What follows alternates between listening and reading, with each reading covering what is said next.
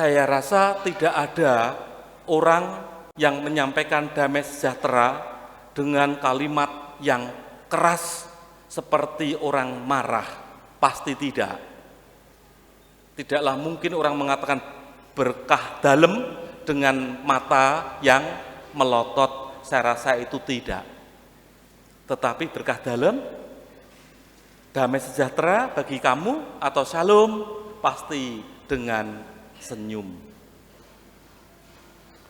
Maka kalau Yesus menyampaikan sabda yang pertama dalam kebangkitannya, ini menjadi hal yang sangat penting bagi kita semua untuk senantiasa memberitakan dan mewartakan damai sejahtera dalam hidup kita. Maka ciptakanlah dalam hati Bapak, Ibu, saudara-saudari untuk senantiasa merasa ayem, merasa damai di dalam hidup ini. Ciptakanlah dalam keluarga, ibu bapak, saudara-saudari, dalam komunitas bruder suster, damai sejahtera. Ciptakanlah di lingkungan, di tengah-tengah masyarakat, damai sejahtera ini sehingga situasinya menjadi ayem. Untuk memperoleh damai sejahtera itu bagi kita orang Katolik, itu ternyata ada syaratnya. Kita mau belajar dari pribadi Rasul Thomas.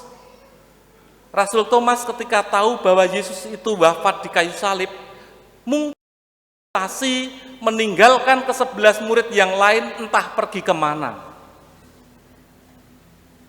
Seperti perjalanan 12 murid ke Emmaus. Maka ketika Yesus datang di tengah-tengah para murid, sekalipun dalam situasi pintu terkunci,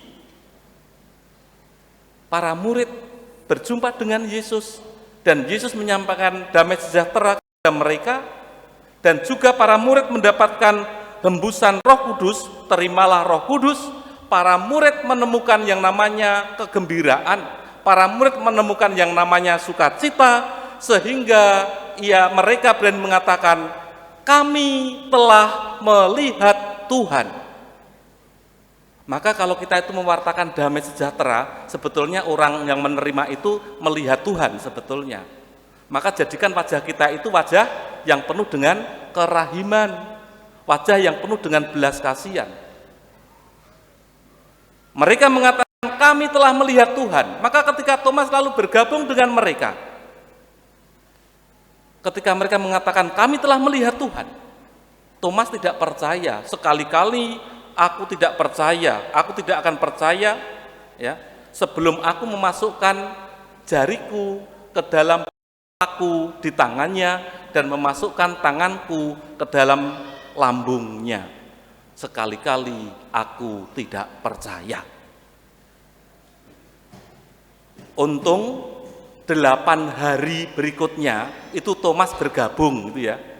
Diceritakan dalam bacaan Injil, 8 hari berikutnya Thomas bergabung dan Yesus kembali hadir di tengah-tengah para murid dan Yesus menyampaikan hal yang sama. Damai sejahtera bagi kamu. Dan kamu Thomas, masukkanlah jarimu ke dalam bekas paku di tanganku dan masukkanlah tanganmu ke dalam lambungku, dan jangan sekali-kali engkau percaya, tetapi percayalah. Lalu Thomas mengatakan bagaimana? Ya Tuhanku dan Allahku. Thomas kembali menjadi orang yang penuh dengan kegembiraan. Thomas kembali menjadi orang yang ayem. Thomas kembali menjadi orang yang hidupnya penuh dengan damai.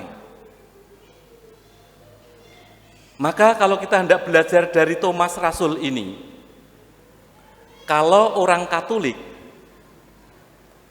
tidak mau kumpul dengan umat Katolik di lingkungannya, itu ndrawasi.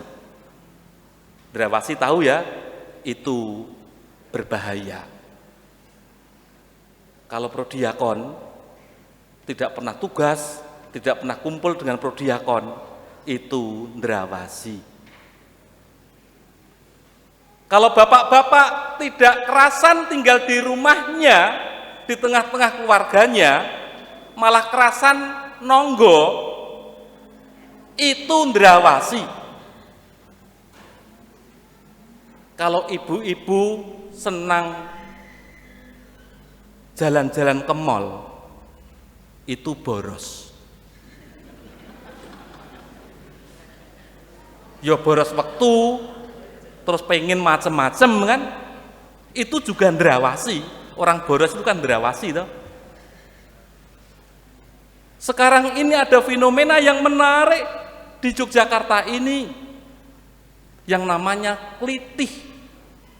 Bapak Ibu tahu yang ada di Yogyakarta ini, klitah-klitih itu ya. Kalau kita mengatakan klitah-klitih itu dulu apa tau klitah-klitih sebetulnya kan dari kata itu. Klitah-klitih itu kalau lapar, bingung, bolak-balik itu klitah-klitih, cari-cari. Sekarang ada yang namanya klitih, dan itu remaja. Saya mensinyalir, mengapa anak itu bergabung dalam geng klitih?